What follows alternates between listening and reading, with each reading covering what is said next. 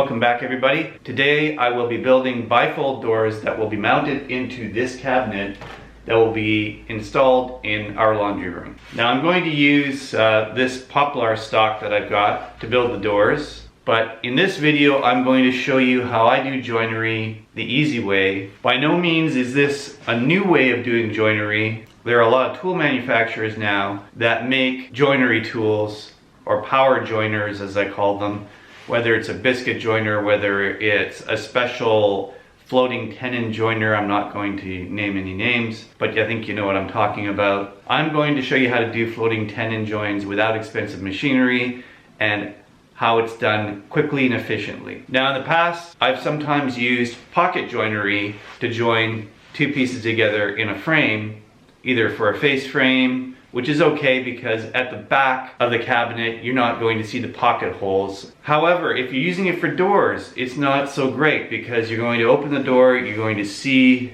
pocket holes on the inside, and it can look quite ugly. You can patch it up, of course. You can take the extra time to put the plugs in, but it's just not the same. I prefer a cleaner look. I can tell you with the amount of time it takes me to do it with pocket joinery versus this method is much better. It's actually kind of faster and it's cleaner looking and you get what you want.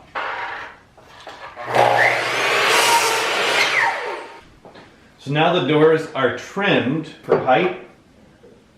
I have my router table set up with a 1/2 inch rabbet bit on it, and I'm ready to go to cut my rails.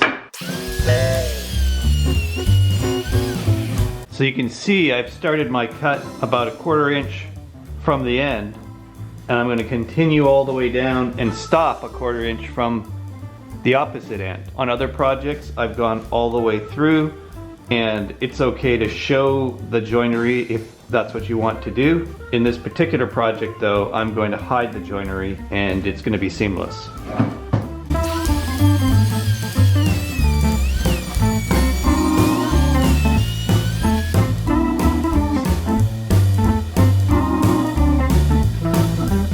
So you can see where I stopped near the end and where I started near the beginning.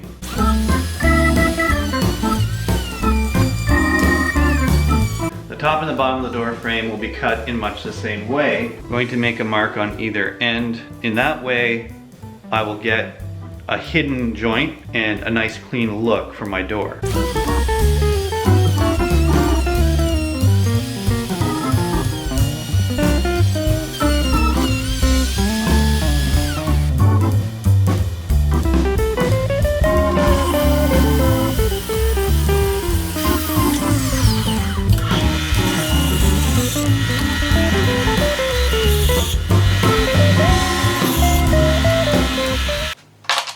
Now, having rounded these off a little bit on the sander, just to match the edges, the rounded edges on the joint, I just insert this. It's a perfect fit. This should look familiar to some of you who own a certain kind of machine. Then you just insert it into the other end, and there, a seamless joint.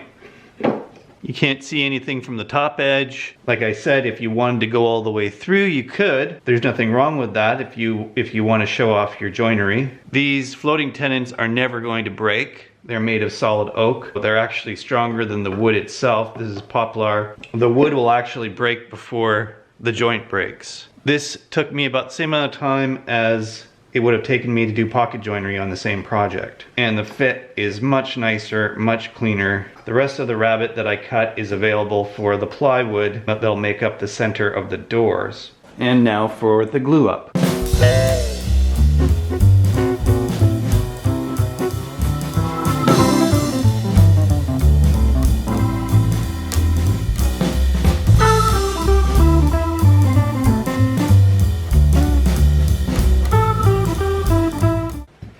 So a little bit of tape, no clamping. It'll turn out great.